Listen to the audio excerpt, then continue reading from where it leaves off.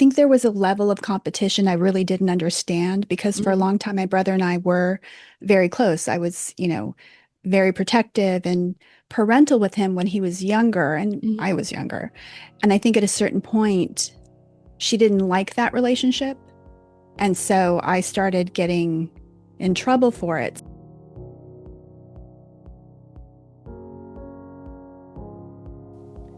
Welcome to the Bad Mothers Podcast. I'm Monica Cardenas. Before we get started, a quick announcement that Tam Stevens from the Family Estrangement Substack and I will host a Substack live book club on April 28th. If you'd like to listen in and join the conversation, we're reading Daddy Issues by Katherine Angel.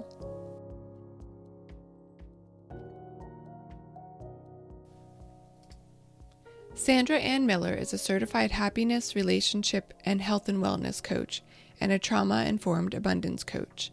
But she doesn't like to call herself a coach. She is the happiest and helps people to cultivate happiness from within. This is something she's had to do for herself, too, having grown up in an emotionally abusive family from which she's been estranged for many years. Today, she tells us the ways her relationship with her younger brother changed throughout childhood due to her mother's treatment of them both, and how and when she decided to cut ties with her family. You can find her on The Happiest Substack, a paid community for those who want to get unstuck and grow their holistic happiness in an affordable way. She also hosts the Happy Repple podcast, the place to get happy and disrupty, which is focused on undoing anger and fear. Here's our conversation. You told me that you have been estranged from your whole family Hmm. for 25 years now, Yeah, at least. roughly. Yeah. Yeah. Math is Can, hard. yeah. Yeah, tell me about it. Can you start maybe with just your parents and your brother? Because I know your dad went on and remarried and you have half siblings, Yes. but maybe can you just start with telling us a bit about your childhood with your parents and your brother? Sure, sure. And thanks so much for having me. I did the math. We were just talking about math. I believe my mother was a little uh, pre-planning in that she kind of got pregnant with me right after high school. Like Mm-hmm. I did the math on my birthday and it had to have been July 4th around there. And so that's right after high school. And Yeah. she was still 17. So she and my dad had to get married. And they got married in early December. I arrived in early April. You know, Mm-hmm. it was just that time. And when I was 3, she had my brother, and I wanted my brother more than anything. I mean, I told everybody I was having a little brother with yellow hair and blue eyes, and that was that. And they were so panicked, like, oh my God, what if we have a girl? She's going to lose her mind. But no, I just knew I was going to have this little brother. And my parents divorced when I was 5. My brother was 2. And that wasn't like the bad thing. They Mm-hmm. weren't getting along. And I remembered sitting up with my mother and her crying because he wasn't coming home. And if he did come home, they were in separate bedrooms. I believe either she or he slept in my room and I slept in my little brother's room where there was a crib and a double bed. And maybe it was postpartum, maybe it was just being a young mother with 2 kids Mm-hmm. and a bad marriage, but she wasn't getting out of bed in the morning. Mm-hmm. And I don't know how long this went on, but I do recall there was a period of time where I would pull my brother out of the crib. I was able to change his pamper and give him a cold bottle, and we would just hang out and watch TV until she got up. Mm-hmm. And so I loved my brother. I wanted my brother, and I had a bond with him. And I think that kind of shifted when my mother remarried. It was pretty funny because I heard my father remarried, and shortly after that, my mom and stepdad got hitched. And How old were you when your parents remarried other people? I believe I was 6, maybe 6 going on 7, but I Mm-hmm. do believe I was 6. And what was funny was my mother went to my elementary school, lied on an affidavit saying my stepfather was going to adopt my brother and I. I don't even think he was in school yet. And I went by my stepfather's last name. up until I was getting ready to get my driver's license, said, look, I don't want to be that last name. My last name Mm. is Miller, and either we're going to have to legally change it or I'm going to end up getting arrested for fraud. But I want to be my last name. So I have a full brother with a different last name because when he got to that age, he did change it. Okay, okay. So you just informally went by your stepfather's last name until you got a license. So, Right. They never, my mother was frugal. So to actually go through the process of hiring a mm-hmm. lawyer and going through the adoption, Yeah. um, it was just more manipulation. She just wanted to erase my father. So Mm-hmm. Was your father still a part of your life after your parents mm, split up? no, no. So I recall seeing him and his soon-to-be second wife three, possibly four times, um, staying over at their apartment. But it was always told to me my father stopped paying child support, and my mother Mm-hmm. said, "You don't pay, you don't see." So from the time I was 5 to 16, I didn't see my father and didn't have a relationship, of course. I had a relationship with his parents, but they weren't allowed to talk about him. It was just a really strange time. And that Mm-hmm. was like in the 70s where things were different. Who was making these rules? Was it your mother that your Yes. father's parents couldn't talk about him to you Yes. and that sort of thing? But this is stuff I found out later. Yeah, It yeah. was just, if they wanted to see us, these were the rules. And so it was Mm-hmm. good to Mm-hmm. see them. And I think I had questions and they answered them. But and I would overhear things, but it was just kind of like he's gone, he's remarried, he had two other children in the same order. So I felt very replaced, to have a Mm-hmm. girl and a boy. Yeah, it was just a different time. And with my brother, he didn't really have any memories of our father because he was two. Mm-hmm. And so he really connected with my stepfather where I didn't. So I Yeah. think there were two parts that really played in the division of my brother and I, and that was his connection to our stepfather, where I really didn't feel that. Mm-hmm. And he had a good survival instinct when it came to my mother, in that when she started picking on me, he joined in. And Mm-hmm. so the division kind of probably happened really between 7 and 9. And there was an incident where we were playing with glass jars in the backyard, just really dumb stuff kids do, like throwing them up in the air and catching them. First, we were doing it over the grass, then we moved over to the cement. And my mother must Make it have a heard little that. more exciting. Yeah, because we're so good, we can get away with this. And I think we were probably that kind of quiet where the parents know something's wrong. And so my Mm-hmm. mother came into the backyard and she told us, yelled at us to knock it off. So I came into the house and my brother stayed. And shortly thereafter, we heard a crash. And she just went ballistic, and not at Mm-hmm. him. He could have been hurt. It was my fault for Yeah. not stopping him. Now, again, she said You'd gone stop. inside. I got inside, and somehow this was my fault.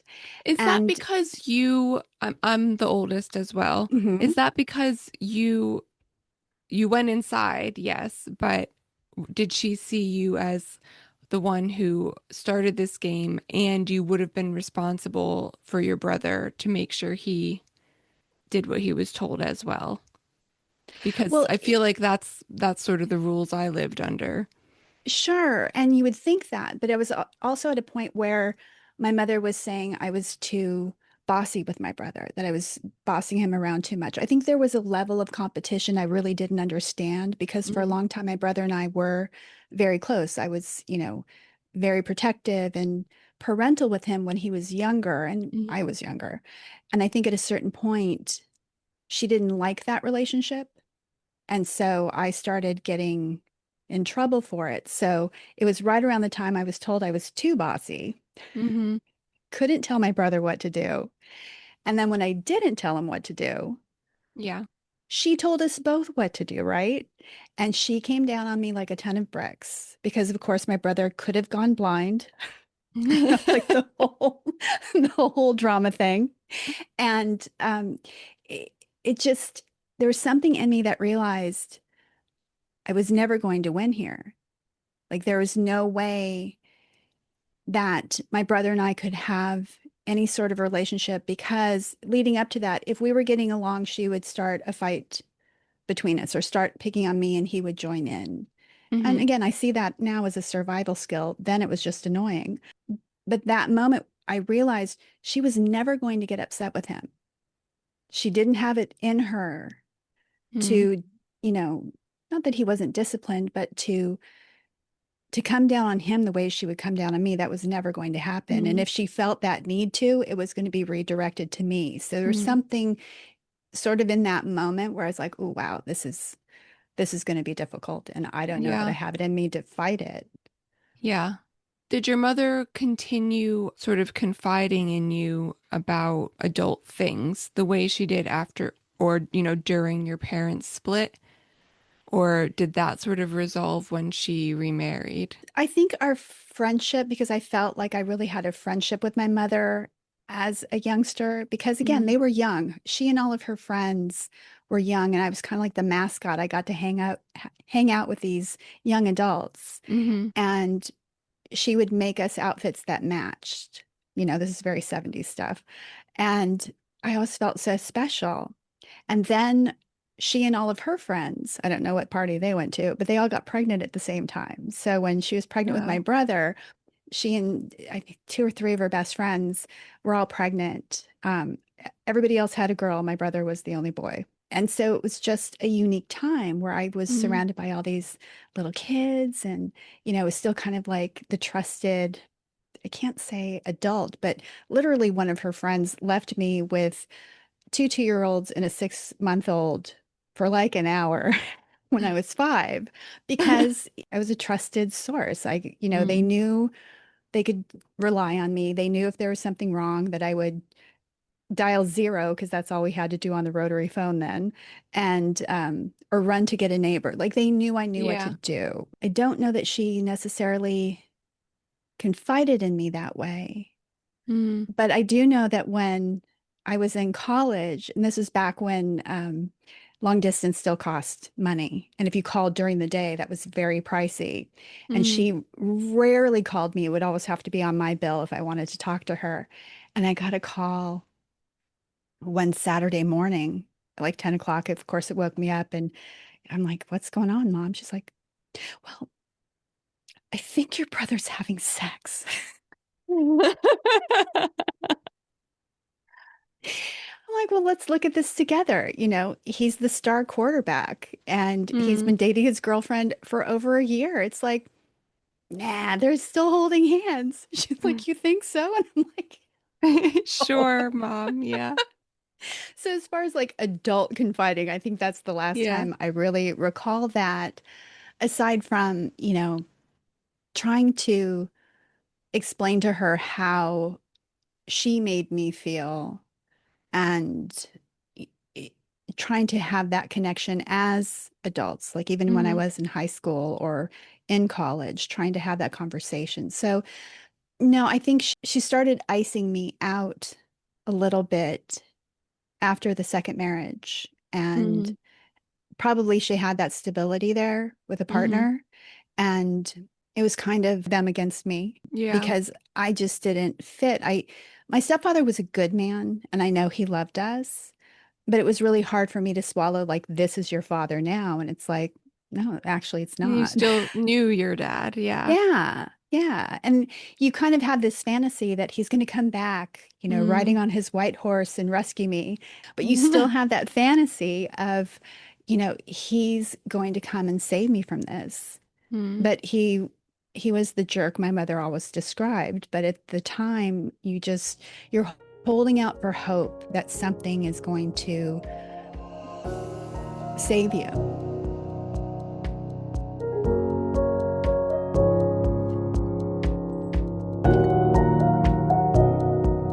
With your brother, sounds like your mother was trying to drive a wedge between you Mhm. for a long time. How long were you able to remain close to him?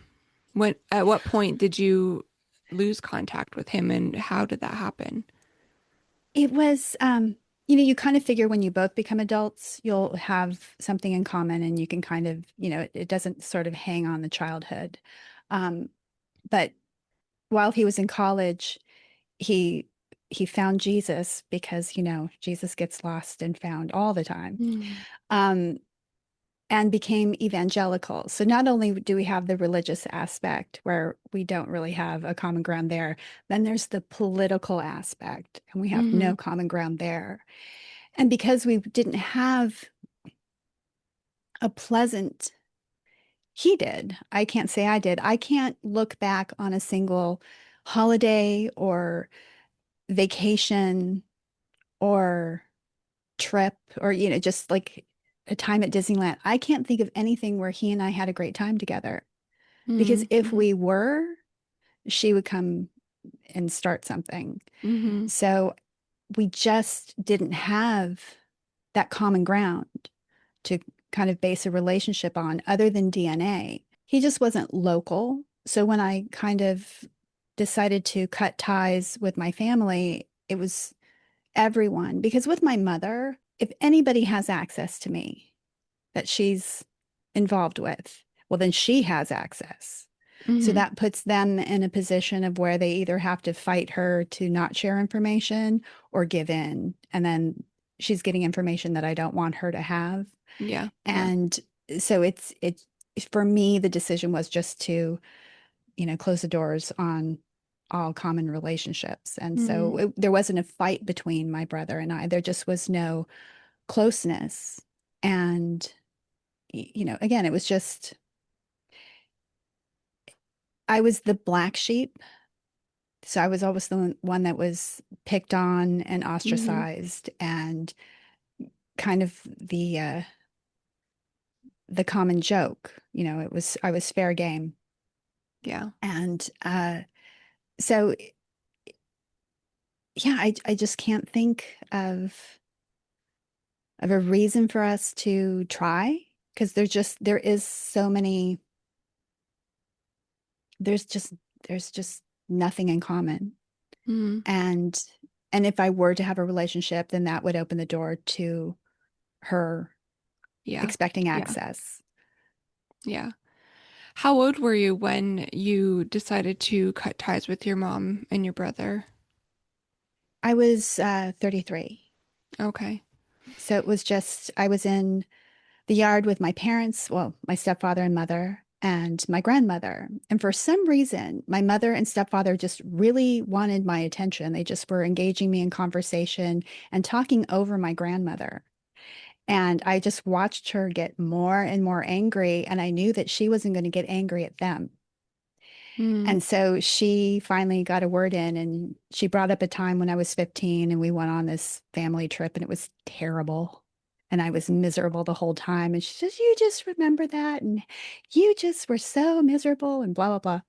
And my mother and stepfather just sat there staring off into middle distance, completely ignoring what was going on, not at all coming to my defense. And of course, this doesn't sound horrible, but in context, when you have that kind of Mm-hmm. dynamic, they knew Mm-hmm. she was poking buttons.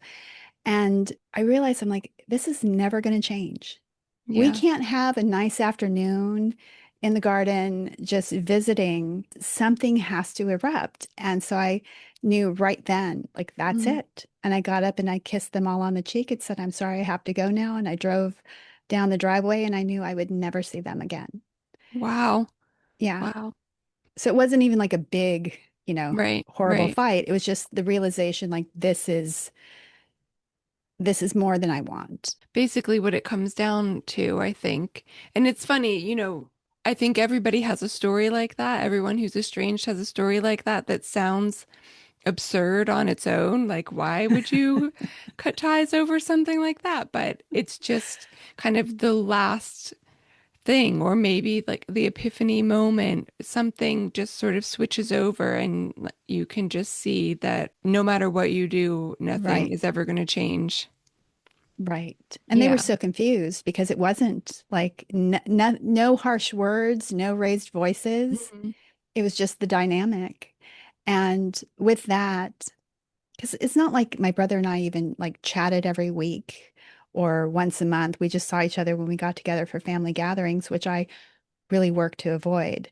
Yeah, so I don't know that there was any sort of reach out from him. I think my mother just decided because her storyline was I was on drugs, I was mentally ill, I've never done drugs. And if I had a mental illness, there's no shame there, but I don't. But Mm-hmm. that's how she would describe me to other family members, like Sandra's not stable. That Mm-hmm. was the way that she kind of told the story. So I'm sure it was whatever story was told as to why I'm not talking to them just Mm-hmm. came down to, I'm sure that I had some sort of breakdown or whatever. Right. Did you ever have to explain this to your brother? Did he reach out and see what was I going don't on? No, no, I don't think so. I know my mother because I just stopped picking up the phone, like when they would Mm-hmm. call, and I know my mother left a message like, if you don't call me back, I'm going to call the police and do a welfare check, and it's like all the, of course, all drama. And I just said, look, we're done. Yeah. There's just no relationship. So I don't recall him reaching out. I do remember. I'm not big on Facebook, but I didn't know that they had like separate inboxes where somebody that you didn't follow or weren't friends with could send you a message. And so when I finally discovered that Mm-hmm. secret inbox, I saw that my brother had reached out to wish me a happy birthday one year, but it had Mm-hmm. been like so long since then. And Yeah. so that was kind, but it was also like when my grandmother passed away, nobody reached out to me. Mm-hmm. I found out through a cousin. When my stepfather passed away, nobody reached out to me. And I used to do Google searches every once in a while just to kind of keep tabs on them. Yeah. Little strange thing, but I do it, or I did do it. And I found his obituary. And what was very peculiar and completely my mother is I wasn't included in the obituary, Mm-hmm. nor were his three children from his first marriage. Oh, The wow. only child mentioned was my brother. So no one reached out then. And, and I understand because I'm the one that cut ties. So I'm not really owed any sort of communication. I don't really expect that. Mm-hmm. It was about 2 years ago, around the same time my father reached out to me. My mother had sent me a little teeny tiny card, no return address. But I knew it was her from her writing. And I opened it and it said, Dear Sandra, please forgive me, your mother. No email address, no phone number included. And I bent over laughing because I'm like, that wasn't a request, that was a demand because there was Mm-hmm. no way for me to send her any sort Oh, of response. yeah. Um, but I have forgiven her for Mm-hmm. myself. I don't think what she truly wants is forgiveness because that would require some accountability. Mm-hmm. What she wants is access, and I'm just not prepared to give that. And it's not out of cruelty or a power play. It's just protection. Yeah. Why don't you tell me about your dad then and your step siblings? You said you were back in touch with him when you were 16 or so? Yeah. So he and his family moved back to town when I was 16, and I got a call from my step monster letting me know they were there. So it wasn't even him that there. Mm, He wasn't the one who reached out. It was her. And so I said I would come over and talk to her, but I didn't want her to tell him I would be there. Like I just was kind of testing the water. mm-hmm, And of course, he shows up. Yeah. So there's a curiosity there because I knew the parent I had up until I was 5. There was a lot of, you know, questions about what happened. mm, Why was I no longer important enough for you to either pay child support so you could see us or for you to fight for me mm, to see me or, secretly send a message or all of those little girl fantasies that you have, like that you just want that person to come and make things better. yeah. But like I said, he and my mother are very much cut from the same cloth. And when he sent me his letter about a year and a half ago, their writing is identical. Oh, wow. Yeah. And so if you know anything about handwriting, that's a lot about personality. Remember, I'm Mm, from no, Los I. Angeles, so I know all the weird, quirky things about handwriting analysis, numerology, all that stuff. But yeah, so they think they can, if a handwriting analysis were looking at your writing, they would tell you about your personality. They're not predicting your future or anything like that, but certain strokes, Mhm, certain things, identical. It was just scary. And I mhm, knew it wasn't from her because of the address. Certain things were a little off, but she literally could have addressed that envelope. mhm. So he moved in back to town when I was 16. Things were really rough with my mom, and they let me move in with them. So I'm now with my half sister, who at that point would be about 9. My half brother was about 7 or 8. Like she had them like 10 months apart, I think, or something crazy, like almost Irish twins, but not quite. Yeah. And it was interesting because, we're all strangers, again, connected by DNA for the most part, but Mm. all strangers. And my father had only raised a daughter to 9 years old, and now he's got a 16-year-old. He's trying to, lay down the law and all this stuff. For context, I'm an A student. I'm a little punk rock. I've got the hair and the makeup and the clothes. Um, it was hard because it's like I'm not a little girl. You kind of have to give me a little bit more space. Yeah. So there's that kind of push pull. But I was kind of hoping he would want to make up for lost time and spend a little bit more time with me. It just wasn't that. And then my Yeah. Did he stepmother, ever address any of that with you? I lasted about 6 months there. And then my mother asked if I wanted to come home. And I was like, yeah. So Mm. imagine going Yeah. back to the lion's den. And I would have to call him to say hello. And he would pick up his office phone saying, what do you want? Oh, well, Mm. can I come over for dinner this week or next week or something? I was doing all the work at like Yeah. 16, Yeah. 17. And then my mother called him in to try to lay down the law with me right before I turned 18. And he's giving me this lecture like I should become an accountant and I'm, need to start living my life right and blah, blah, blah. And I said, look, you weren't there to teach me to tie my shoes or ride a bike or even drive a car. So you kind of lost your right to be this authority figure in my life. You can be my friend, but you Mm. sort of lost the right to be my father. And I walked out to my mom and said, I don't want to talk to him again. Like, he's just a jerk. She felt some sort of guilt about that and had us all meet at her office to have this little powwow. And I looked at him and I asked just that same thing. Like, I would like an apology or at least an explanation for those 11 years. Like, I deserve that. Mm. And he looked at me dead-eyed, smug, and said, that was then, this is now. Wow. And I said, really? That's all you've got? And he just stared at me, dead-eyed, smug.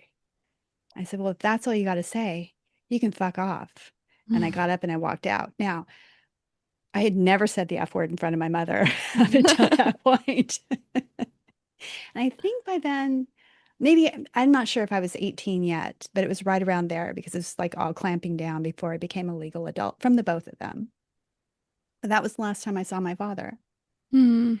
So he didn't reach out when I graduated high school. There was no high school graduation gift, no Mm. card, no nothing. He knew where my mother lived, where my grandparents lived. He knew how to get in touch with me if he had wanted to. Yeah. Do you So think that nothing. your mother did that endear her to you at all since you said when they first split up, she wanted to win, she sort of used your dad as a pawn, or Hmm. used, I guess, you and your brother as a pawn against your dad, Right. more Yeah. like. So, in rejecting your dad that way, did that bring her closer to you for a time at least? No, I don't think so. I think for her, it was another power play that sort of blew up in her face because now she lost an ally. You Mm, know, she just would never let her guard down with me and just be kind. It's like mm, I never had my mom there to kind of teach me to be a woman. like how to put on makeup or anything. I mean, you learn Mm, from your girlfriends anyway, but there was never any sort of like this, you send thank you cards to people, you mm, any sort of thing like that, because there's always an element of competition. okay. And I didn't understand that. And my uncles, she has an older brother and a younger brother, and they said to me, well, she's jealous of you. And I'm like, I came from her. How can she be jealous of me? I'm Yeah. from her. I'm part of her. And even that concept just kind of, blew my mind. Mm, Think I was still in high school then, or just mm, started college. And that she always had to be some level of authoritarian.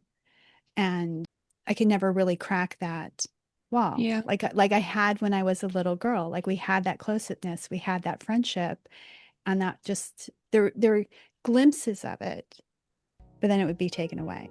And Mm, so it was just always confusing. The goalpost always moves, you know that. mm. And Yeah. so it was Yeah. just disappointing.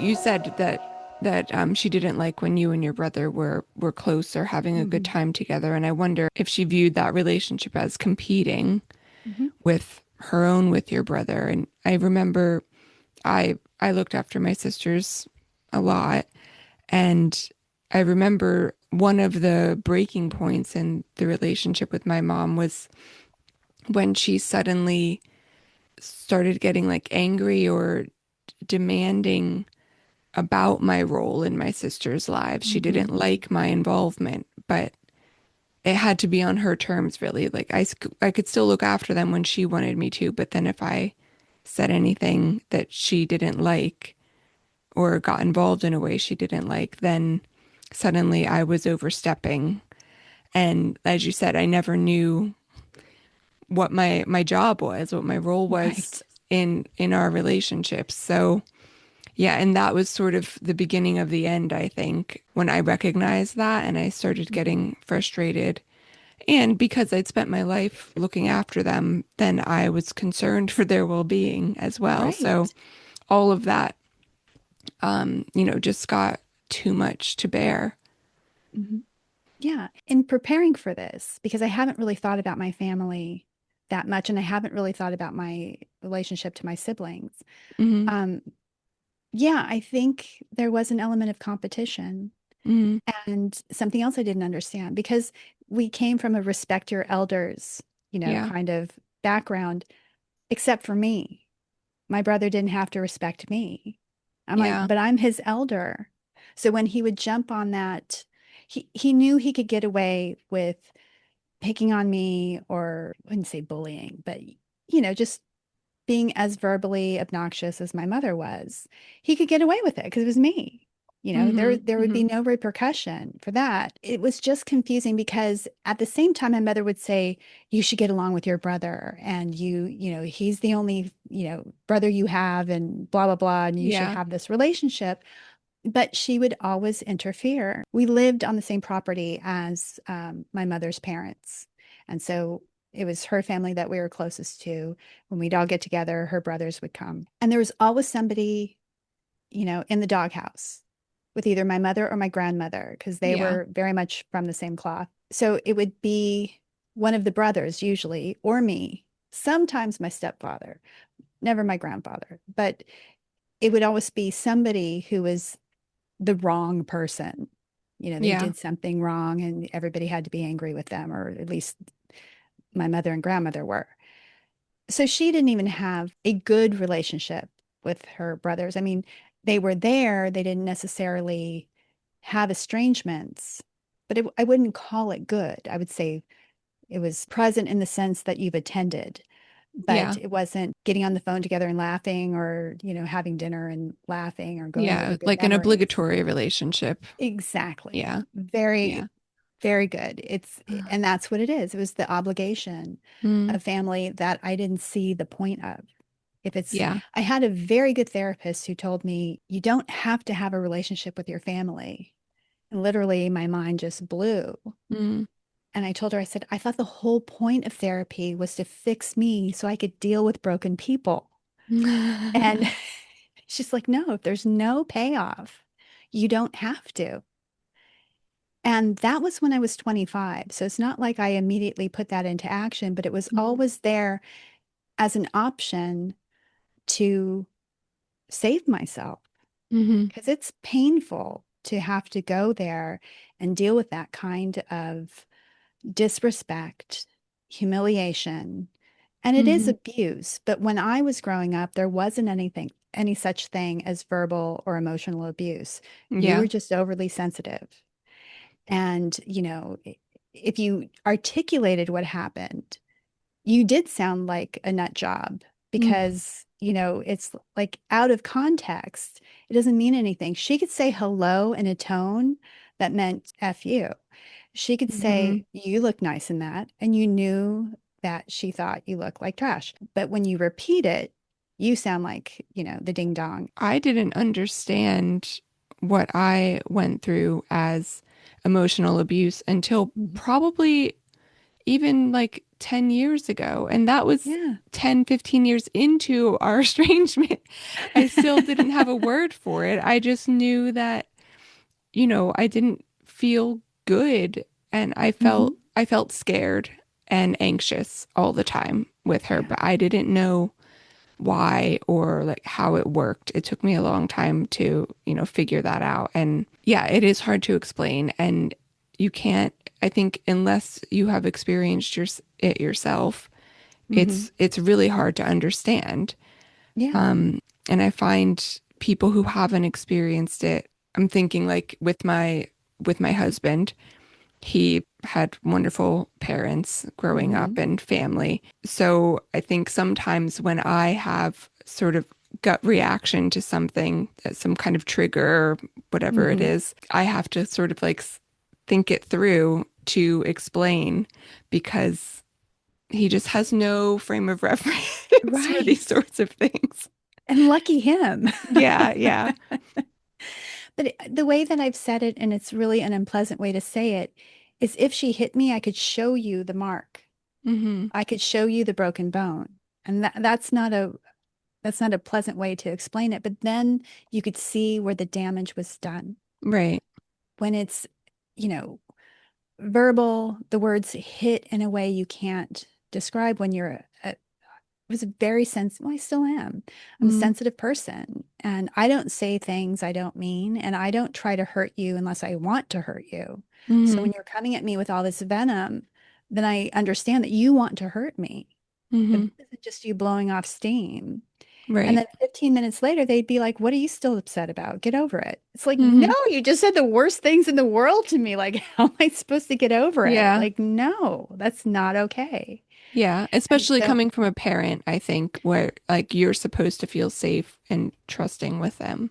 I Yeah. always saw my mother as a child, kind of a parent. She was very young when she got knocked up with me. She was very young when she had me. She was very young when she was divorced with two children.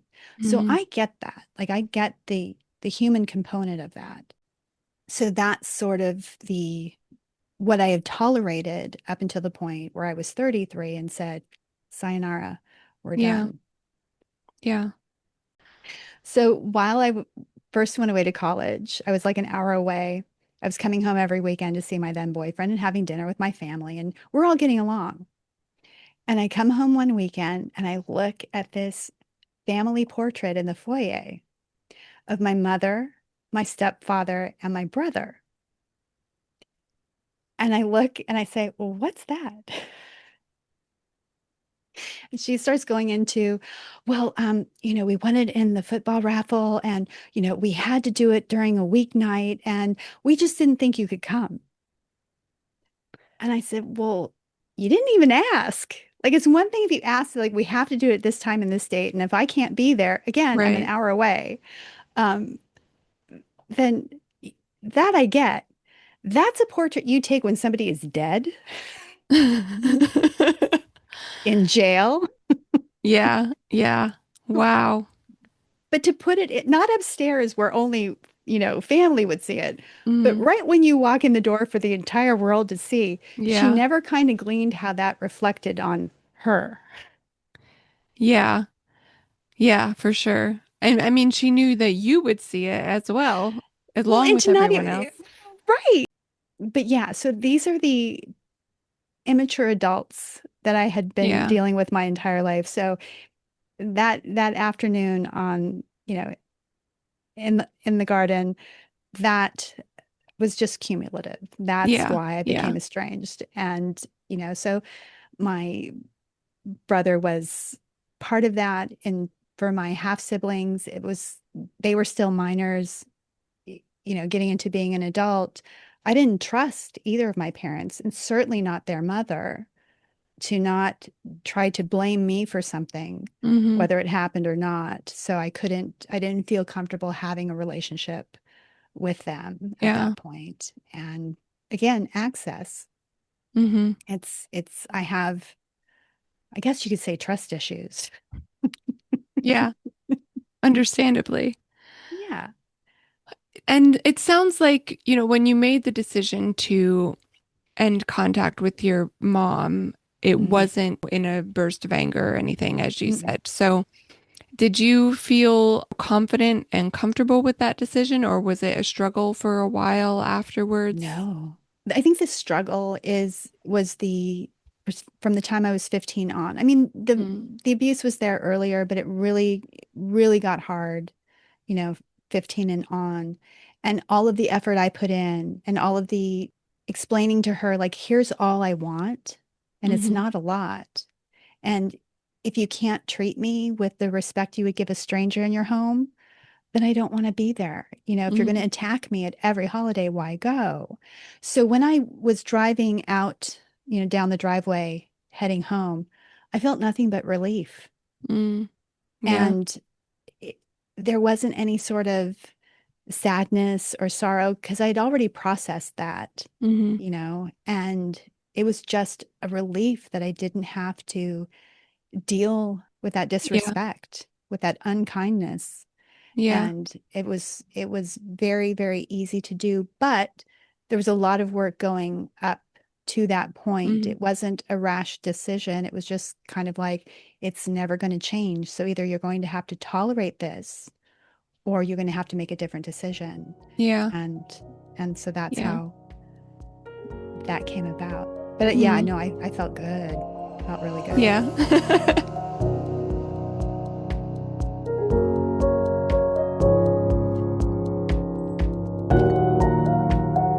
Tell us how your happiest practice relates to that experience of estrangement.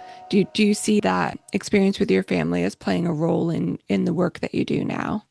Sure. Because when you are attacked in that way, I'm not a wallflower, so I would fight back because that's just in my nature. So, kind of the repercussion of that is I just became really fucking angry. Mm, And I'm really good at being angry. And I didn't like that. So, from 2016 to 2022, I was just in a really terrible mood.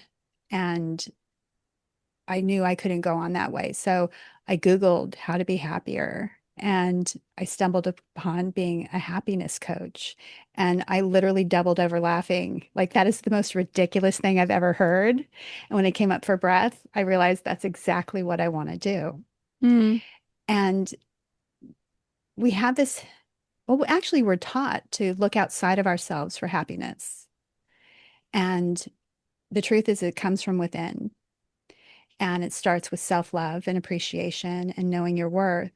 And when you come from families that are challenging, that's really hard because they're telling you you're not worthy. I was told nobody would ever love me. I was told that I was a disappointment, and hmm, all of these things, and that penetrates. So doing this work, and as you know, I do not like the word coach because it's so grifty. So that's why I call myself the happiest, mm, HAPPYIST. Um, I think when you come from any form of trauma, big T, little t, understanding how to cultivate happiness within is really, really important. And when it comes to estrangement, we carry a lot of shame. We are taught to feel shame because clearly there has to be something wrong with us to not have a relationship with our family. It's Yeah. never the family that can be wrong, it's just the individual. And while I'm not really keen on the trend of the first action is no contact, it's like that's the last resort. Mm-hmm. There's work that you need to do with yourself and with them to kind of figure out what's going on. If it's truly abusive, if it's truly horrible, no contact should have been like the first option. But you hear these stories of, therapists that have like templates for letters to send your family, and that's not the way to do it. Mm-hmm. You need to feel good about the decision you're about to make. And it doesn't have to be zero contact. It could be low contact. It could be whatever Mm-hmm. works for you. But I think the understanding has to come from within, just like your happiness.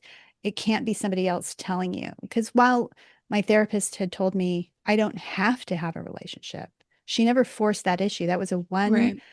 one conversation. It was never brought up again unless I brought it up. It wasn't an agenda item. It was just an option.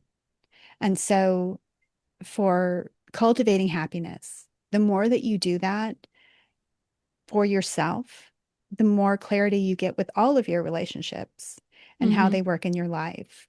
So you get to be happy and you get to be happy however you need to be happy. For me, it was estrangement from my family, the entire family. It wasn't ideal, but it's how I needed it to be for my peace and my happiness. And I have no regrets. Mm-hmm. Disappointments, sure, but absolutely no regrets. What does it mean to be eudaimonically happy? And tell me if I'm You, saying that wrong.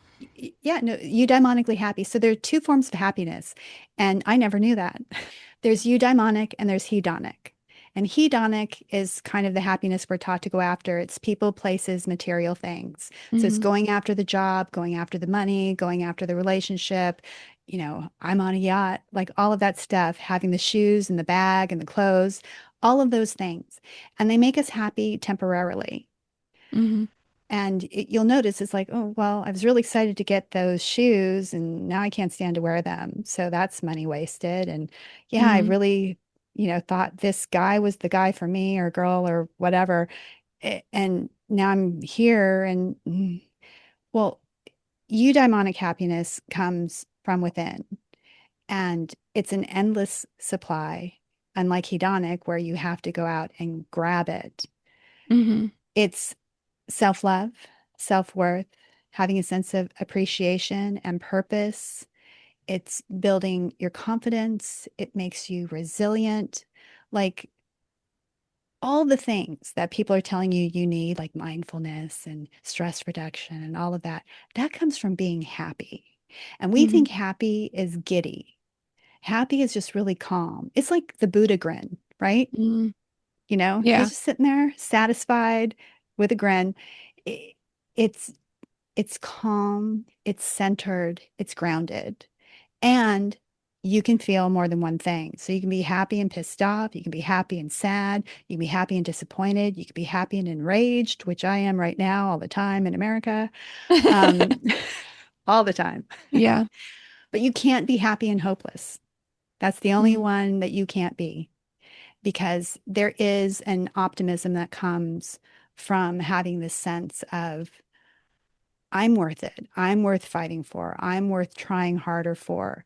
And that all comes from within. So when you Mm-hmm. look at communities in war-torn places where they're still celebrating birthdays and they're still dancing and playing music, right? Mm-hmm. That's because they understand the importance of that eudaimonic happiness, of community, of sharing that. And so I don't like the word gratitude because that falls into toxic positivity, which is not my style.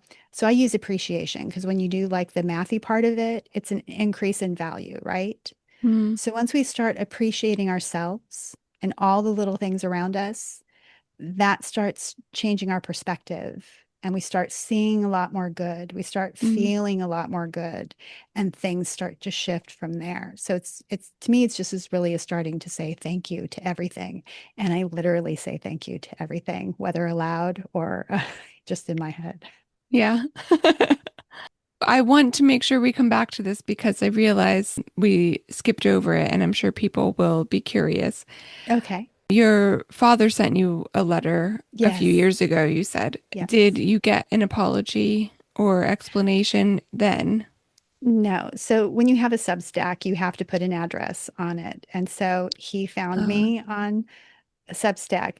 He basically said I should take the advice I give my readers okay. because it's of course it's my fault. He doesn't want to rehash the past. He admits to being a bad dad, which okay, yeah, obvious, lots of evidence. Mm, But there is no accountability. And I'm not looking for him to crawl up on the cross. I'm not looking for a list, or this huge mea culpa. He did explain that he got bad legal advice mm, and that my mother was manipulating him by he would show up and we wouldn't be there. And I don't not believe that. Like I'm sure some of that was at play. But your bad legal advice doesn't explain 11 years. uh, The stories my mother did share were based in reality. mhm. So I don't know now that that was such a hardship. I know for the little girl that I was, Right, it was right. That's what I very, mean. yeah, To not very know, confusing. not understand why he just Yeah, disappeared. Yeah. yeah. And I'll just throw this out there for anybody who is dealing with, a difficult childhood, doing like inner child work is Mm, really, really beneficial, and to just mm, kind of, spend time with that little person that you were and let them mm, know that it wasn't their fault. And it sounds, very Los Angeles, I'm sure. But really, if you sit with that or work with somebody who does that, mhm, it's so healing because you start to really get it in perspective because that little person that you were had no perspective. And if you don't spend time with that little person's perspective, you can't shift it to kind of say, mhm, like, okay. And the other thing I would say is, I'm really sorry you didn't get the parents you deserved because mm, we feel, or I'll just speak for myself, I felt flawed. I felt like, how could I be this terrible, terrible child that my parents don't love me? mm, That my father wouldn't fight for me, that my mother is cruel to me. What is wrong with me? Because it's being mm. directed at me. And so there's no choice but to feel it's your fault. Yeah, As you get older, you can kind of see from an adult perspective, like yeah. they were just fucked up. And That is something that I hear from so many people, sadly, mhm. when I talk to others who are estranged, is how unloved they felt by their parents, and that is so tragic. I feel lucky that I never viewed it that way. I never viewed Oh, my good. mother's treatment toward me as not loving me. I feel like I always had an awareness that she was wrong, that she had other problems and she was taking them out on me. I don't know why I had that perspective or if maybe I'm projecting it onto my childhood from adulthood. I don't know, but I don't remember feeling unloved. I remember feeling like, oh, I wish she wasn't like this, but Right. not that she didn't love me. I don't know. Yeah. I feel lucky for that because I do hear that so much and I'm sure it must be such hard work to, unwind all of that and see that it was never you that was the problem. Well, it's such gaslighting because you have Mm. evidence that you are lovable because other people love you. Right. But then to be literally told that nobody will ever love you. Well, when you have a parent say that to you, Mm-hmm. that includes them. Yeah. They don't have to say, I don't love you, because they're telling you nobody will ever love you. Yeah. Yeah. And, or how worthless you are, how disappointing you are. Again, and I'm not like Mensa level. I was an A student. My mother was a C student. She would yell at me for getting an A minus. Mm-hmm. It's like, wait a minute, lady. So I had that kind of sense like you're wrong. Yeah. But as a kid, it doesn't matter. You can have that sense of, wait, this is like 100% bullshit, but you have zero agency, zero authority, zero autonomy, Mm-hmm. and you can't really fight for yourself. I mean, we came from a family of yellers, so it was like the loudest person won. Mm-hmm. I would try to avoid the fights and, I would do everything to like, maybe she just wants me to cry, so I would cry right away. Well, that didn't work. Maybe she wants me to do nothing. I would try everything. So finally, I would go right for the jugular. Like she'd come at me with a pebble, I'd throw back a brick. And, Mm-hmm. it's like, that's how we're going to end this fight. Like, I'm going to win it. Mm-hmm. And that doesn't feel good. That's not a No. skill you want to have. But No. that's, what I leaned on to kind of protect me was this anger. It Mm-hmm. just really doesn't feel good. But you do what you have to do. And sometimes people shrink and sometimes they get quiet and they don't use their voice. But really look at that. If there are listeners out there that are going through it, you now get to undo that. You now get to see from the adult perspective how wrong the adults in your childhood were. And you get to start filling those holes that they put in you. You have to do that. That's the suck part because Yeah. I think a lot of us, or at least me, you have rescue fantasies. Like somebody's going to come in and make this all better. Somebody's going to do that for me. Mm-hmm. It's you. Yeah. It's you. Sadly, it's you. And it's a lot of work, but it's not hard work. Like once you start doing it, it can be a little muddy, but Mm-hmm. it's worth it. It's worth it to find a way to really love yourself. Not just like yourself, but really love yourself and really feel that you are a whole and complete person, no matter where you came from, no matter what was said to you, no matter what was done to you, that was not your fault. You don't have to carry the shame and the blame. You get to heal. And however you can, Mm-hmm. if money's an issue, there are tons of books, there are tons of YouTubes. There's also a lot of grift. So be mindful of that because when you're open and vulnerable and tender, it's really easy to kind of to fall into that. Mm-hmm. Um, so be mindful of people who want to solve your problems that aren't therapists for a whole lot of money, because there's that. But look into what therapies would work for you. Mm-hmm. And if you need to choose estrangement, take no shame in that. Yeah. Feel the liberation of that. And it doesn't have to be forever. Yeah. And it Yeah. and it It's doesn't true. have to be zero. Mm-hmm. It is what it is. Like if my family needed help from me, I would pick up the phone and I would do what I can with boundaries. So it's not like I Mm-hmm. hate them, they're evil people, but it's like, no, I just really don't want you in my life. We have nothing in common but DNA. Yeah. And Yeah. that's just not Yeah. enough. Bad Mothers is written, produced, and edited by me, Monica Cardenas. I'd love it if you'd rate and review the show and get in touch with any feedback. You can find me on my Substack, and guess what? It's called Bad Mothers too.